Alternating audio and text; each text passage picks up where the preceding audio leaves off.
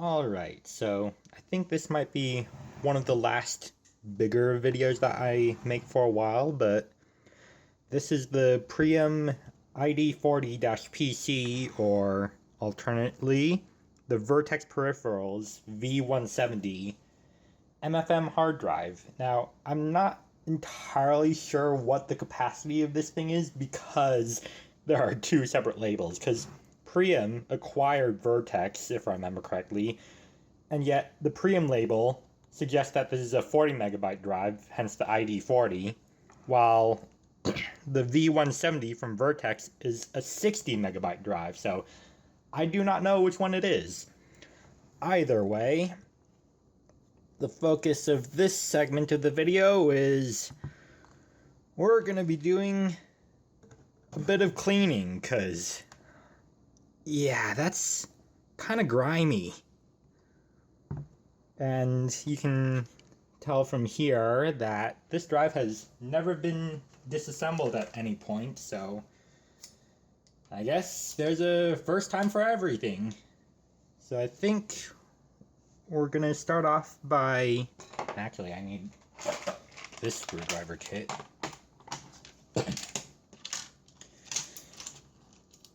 We're gonna have to start by removing the drive rails from the looks of it. So let's see, is this gonna work?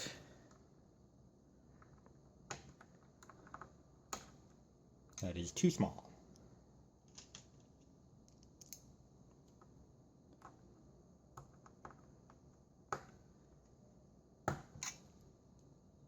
That I'm not sure if it actually fits or not.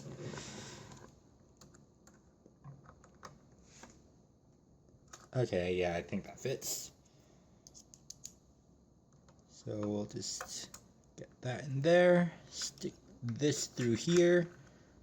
Now get a bit more grip. Okay, that does not work. Do I even have a bit that fits this? Will this work? That is too big. And this? Okay, that one is a good fit. Okay, there we go. So yeah, we'll go ahead and remove the drive rails so that then we can actually access things. Okay, that screw is way in there. Okay, maybe we will remove the drive rails a different way. So we'll just screw that back in then. And these on the side look like they just use Phillips head screws. So we'll just get that out. And I think that should let me take out the shock mounted drive rails, as well as the front panel, the faceplate, I mean.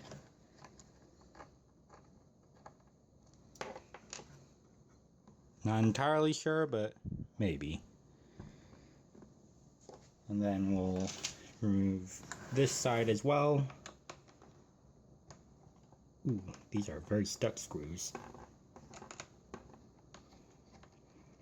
But yeah, the main reason why I'm doing this before I try doing any power on is there is a lot of grime down in the spindle area right here, and I just want to make sure that that's at least relatively clean in case if something, I don't know, gets stuck in the motor or seizes it up or something, I don't know. Because this is a old drive from, I'd say, around 1985 at the latest. Okay, how do I remove the rest of this? I don't see any more screws attaching things, so I think it should just be able to lift out, wouldn't it? The joy of not having any kind of disassembly guide. Let's try a little bit of light prying. Just right over here. Okay, that's not coming out at all, okay. Huh. How does this come apart? Because I know I can't just slide the logic board out.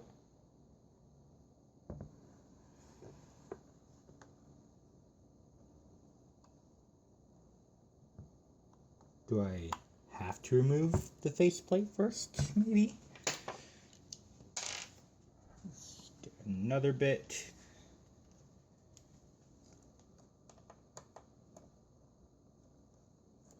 Oh, these screws are actually pretty loose.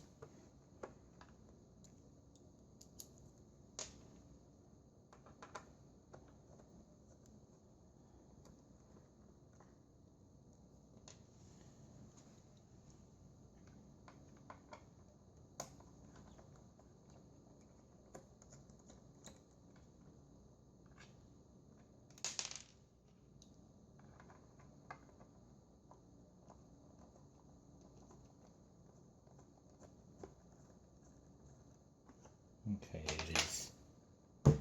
Yep, it's now relieved of its front panel.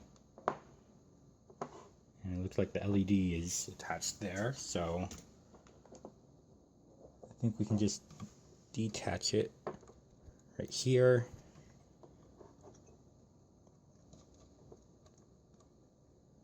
That's a little bit stuck.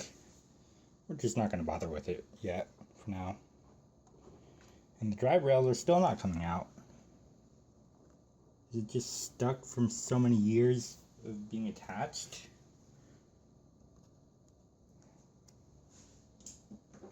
Let's see. Yep, okay, yeah, that was exactly what the case was. Ooh, that is dirty. So just a bit of gentle prying from the sides to separate the decades-old rubber, which surprisingly is actually still quite soft. Okay, there's something attaching. Nope, it's just more rubber stuck. Ooh, my hands are getting grimy. Okay, and so from here we can now more easily detach everything. I wish this phone had the ability to zoom out a little bit further. Okay. So we're keeping everything relatively organized by placement as far as screws go, because even though there aren't that many screws, it's still helpful to stay organized.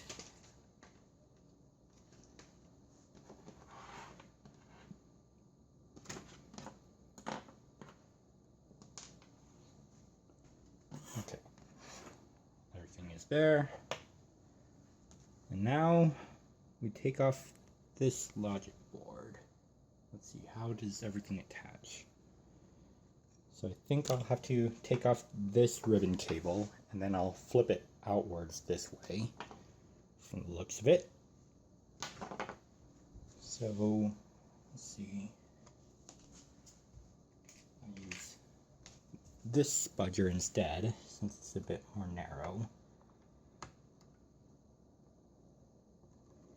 You never want to place too much force on the actual ribbon cable itself, because these things are very thin and you can easily tear them.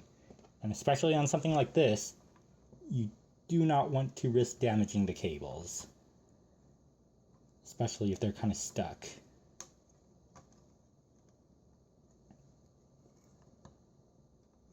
There we go. Okay, that's out. And then now I think we can, okay, first we gotta detach this as well. Put this off to the side. And now I think we can start taking screws out.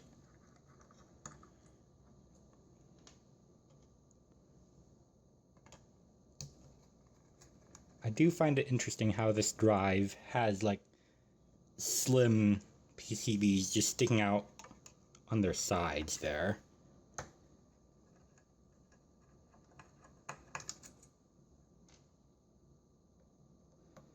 And then here I'm gonna finally break this dollop of glue.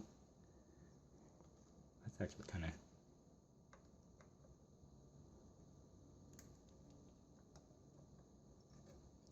yeah, that's really in there. Okay, let's see if I can lightly chisel it out a bit.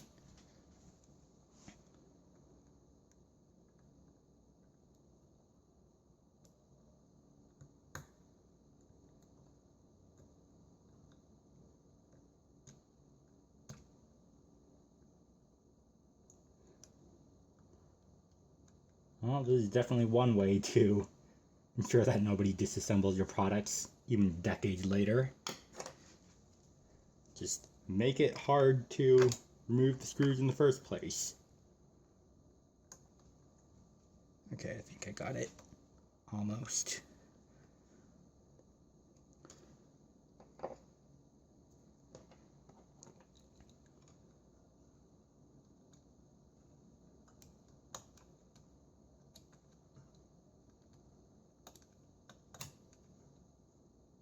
Didn't think that I would have to dig a screw out of glue, but here I am.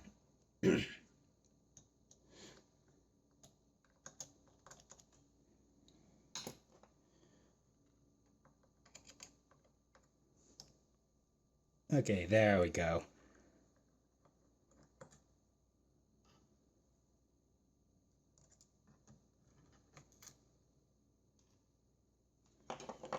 Okay, I think we should be able to just lift the PCB. Ooh, that is dusty.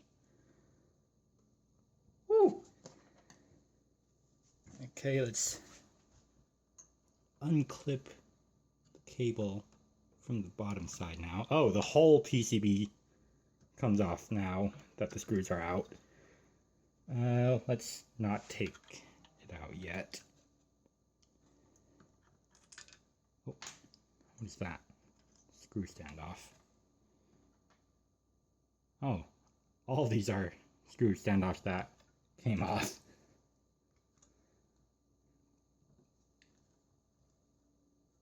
This is filthy. Okay, I am not gonna do anything with compressed air right now because it is raining outside. I cannot do that in the first place. Instead, let's just go with cotton swabs.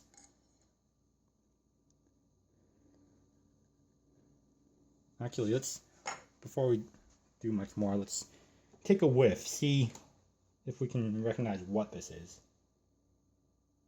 It doesn't have any distinctive smoke smell. I think this is literally just plain dust.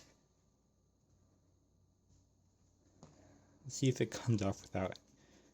Okay, so yeah, I'm still gonna use the isopropyl alcohol just to keep it from going airborne.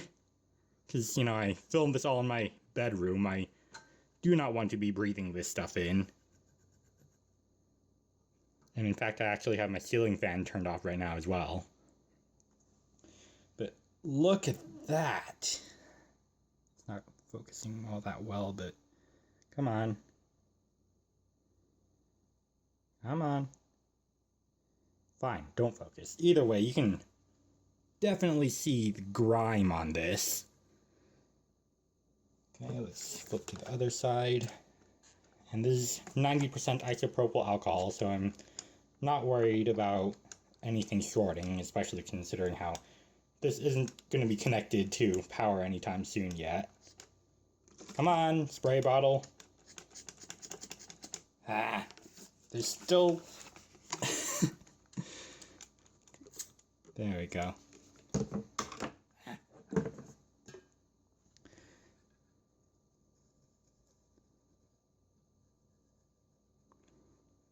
And I know that this isn't dust that is going to directly affect the spindle motor's operation at all, since this is just on the outside, but it's still going to help to clean things. And it does seem like I can lightly move the spindle just with, my fingers, so that does mean that it hasn't been seized up, and that's good.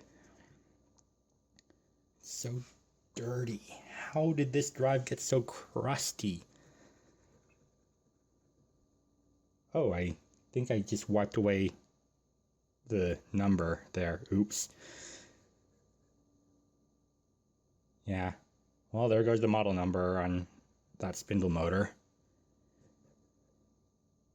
Not that really matters all that much, because I doubt that there's any replacement motors that would ever be found.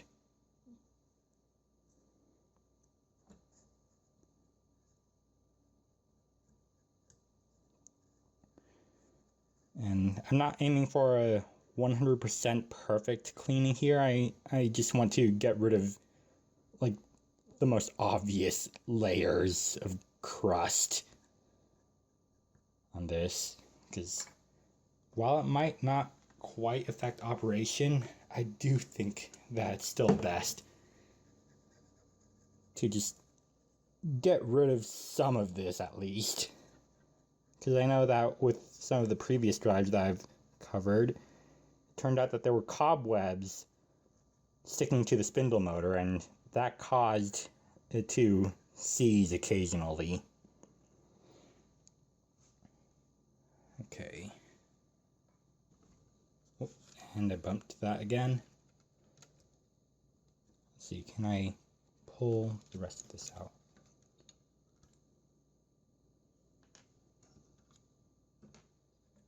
I think I might be able to. Yes, I can. Okay. This cable comes out as well. And the whole thing seems like it can just lift up and out once I remove this cable down here.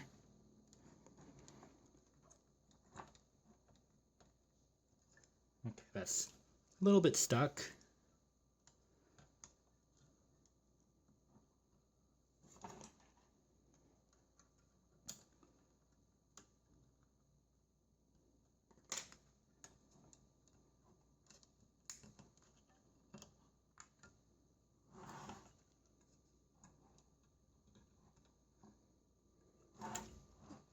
Let's just try and pull it out first for now. I am physically sweating right now. This is some very in-depth work just for cleaning an old hard drive. This is still stuck. What is up with it?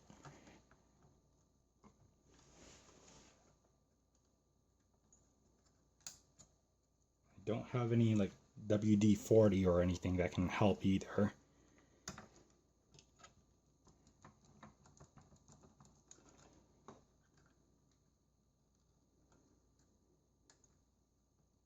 Come on, connector.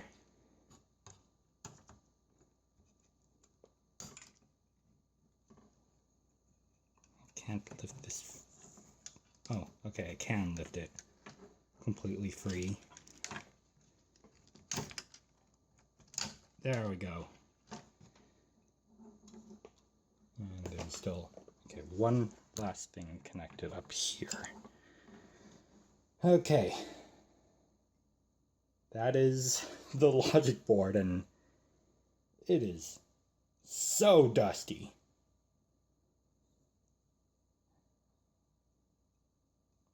I think I might just vacuum instead, like just vacuum nozzle, anti-static brush, something. Okay, give me a sec. Okay, so I finally got most, I'd say, of the dust cleaned off. So I think we'll go ahead and start reassembling now.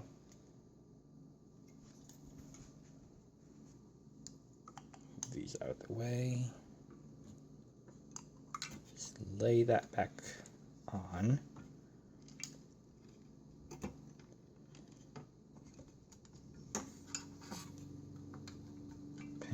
going to reattach everything. Okay, yeah, this connector I think works best if I reconnect it while putting the board back in.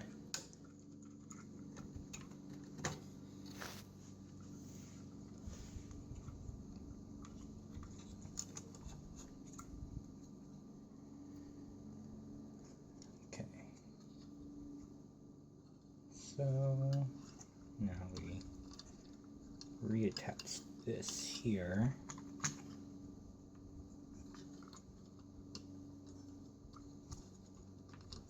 Wait, which way did it go? Okay, it went like this, not the other way around. Gotta pay close attention to which way connectors go on. And in fact, give me a moment, I'm just gonna review how those connectors went on.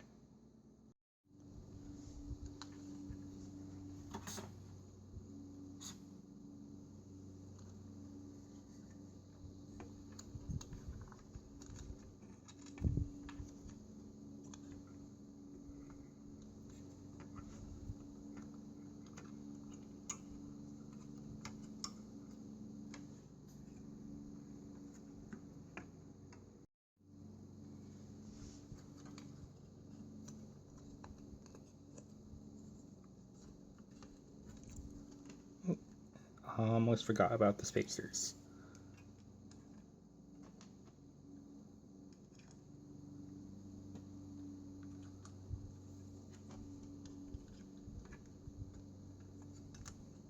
Okay, those go on. And this clips in like that. This ribbon cable goes back on. Ooh. Don't want it to accidentally pinch other cables.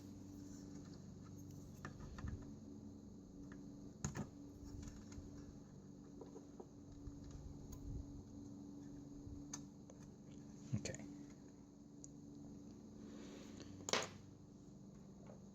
Now we can start putting screws back.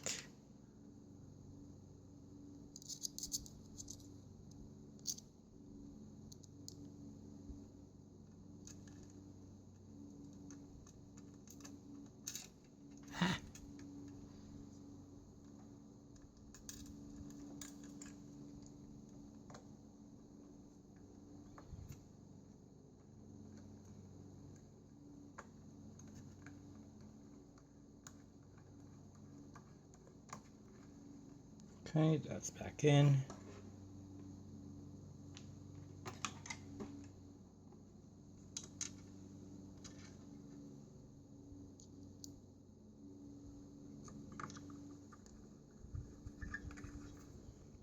Second one. Third. Oh, did I drop a screw somewhere? I don't see the fourth one. Oh wait, no, it's right here. Under the drive.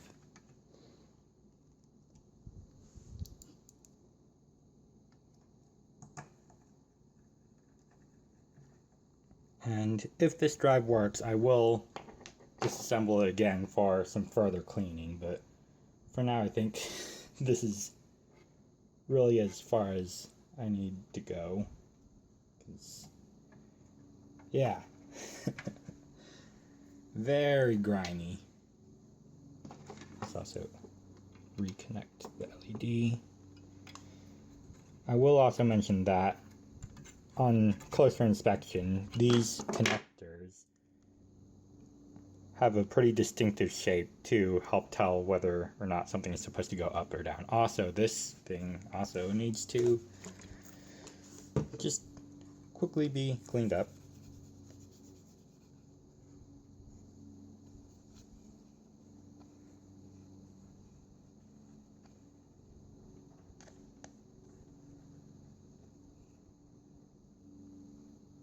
There we go.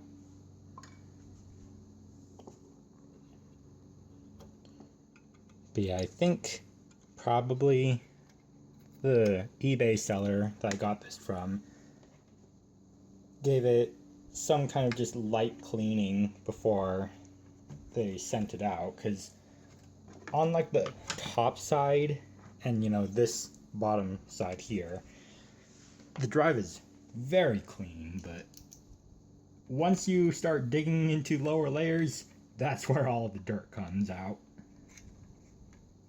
Okay, just gotta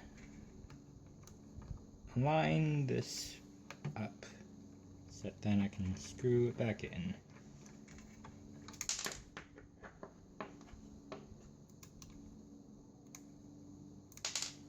And I also have to clean my desk after this as well, because there is a lot of dust sitting on it.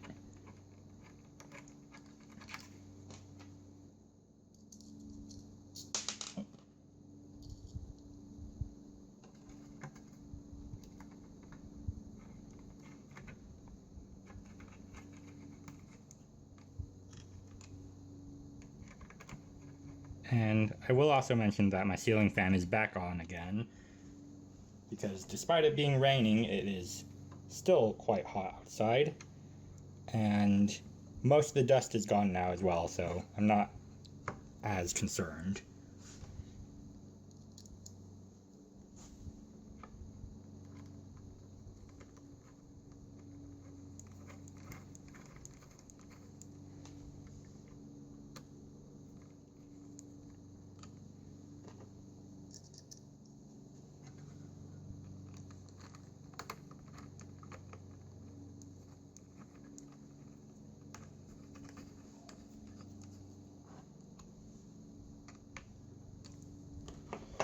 Okay, and lastly, we put these back on now.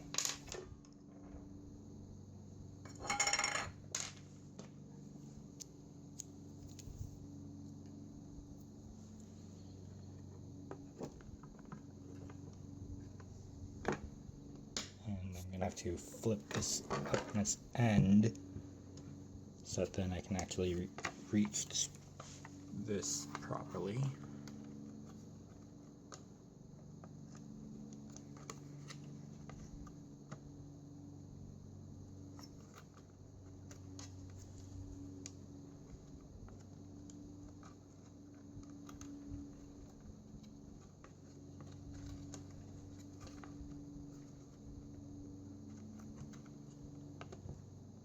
Okay.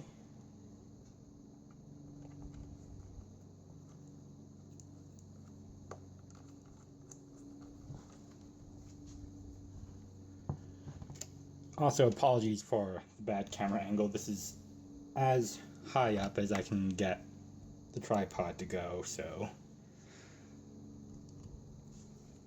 I guess maybe tilt it this way, but you're not really going to see anything anyway still. Oh.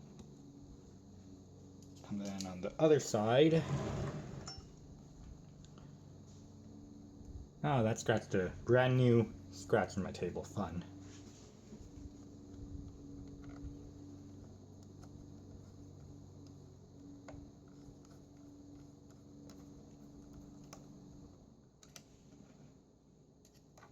Stop grabbing my screwdriver.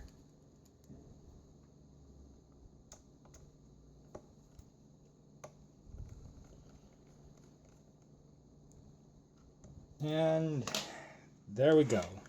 Fully reassembled. And hopefully nothing has gone wrong. And let's go ahead and try it out. Alright, so hot on the heels of a previous video, we will be using the exact same motherboard and everything with this drive, as well as this Western Digital XT Gen, or GEN, whatever, MFM controller card. And we'll just go ahead and hook up everything now. So, let's see. I will say the pins are a little bit bent from whoever owned this before me. Okay, yeah, I'm gonna have to connect this off camera. Okay, give me a second. Okay, so it's all connected up. We have the MFM controller card hooked up to the drive as well as power. And I will also have to mention that I'm gonna have to disable the integrated IDE on this motherboard first. But let's go ahead and see what happens. At this point, this is completely untested still. All I have done is clean it, so what better thing to say than smoke test? Oh.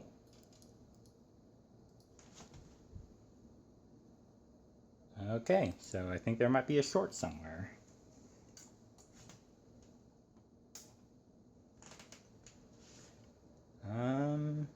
Okay. That's a little bit underwhelming. Okay, we're back at my desk again, and let's just go ahead and check for shorts, see what rail is shorted. So, let's just go ahead and have one probe on ground. Let's check that. Okay, that is definitely shorted. And that is not shorted, so what rail is that?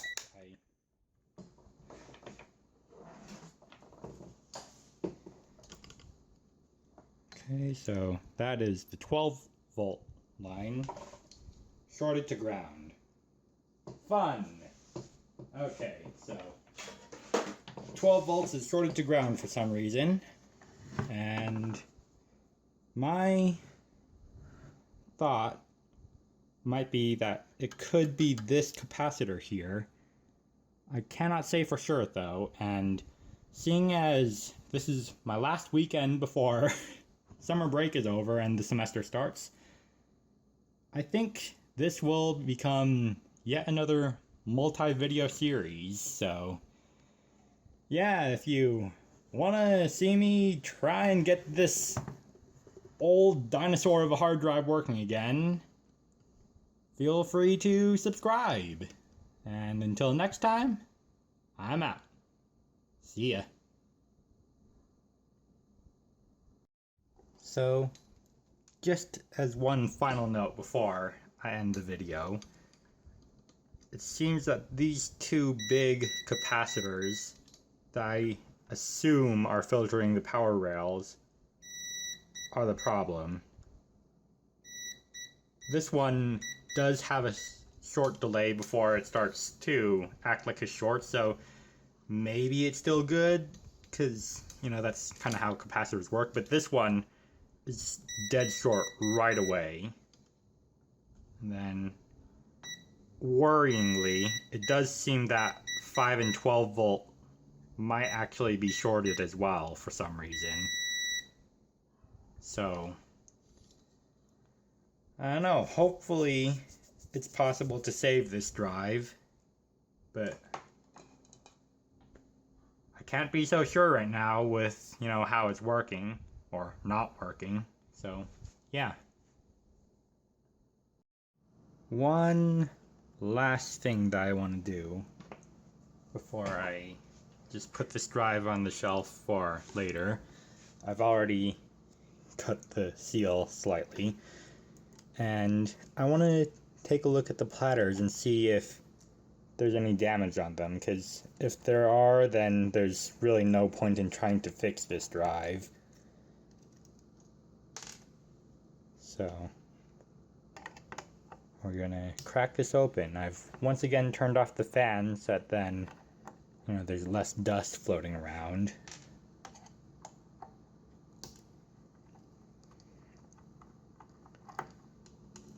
Okay, now we should be able to use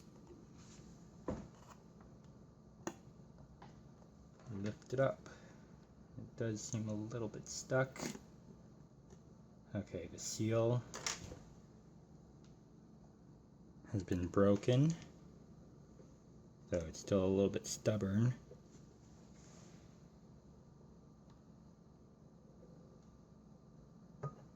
Okay.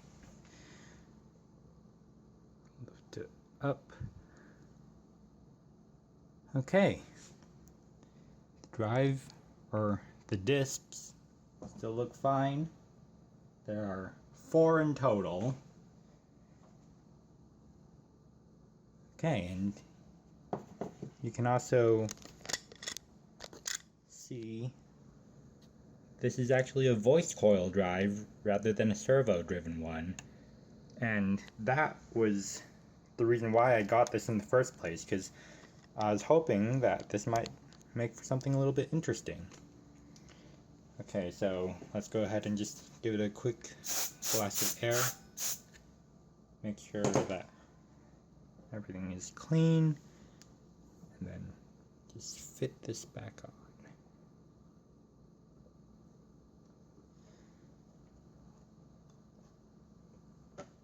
Don't want to damage any cables.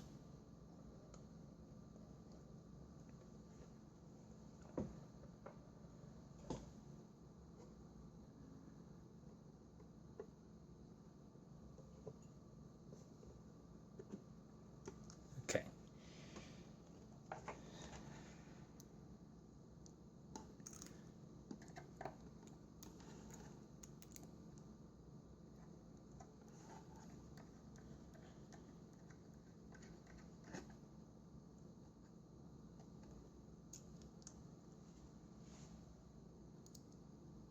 Alright, and this gets resealed. So, no disc damage, thankfully.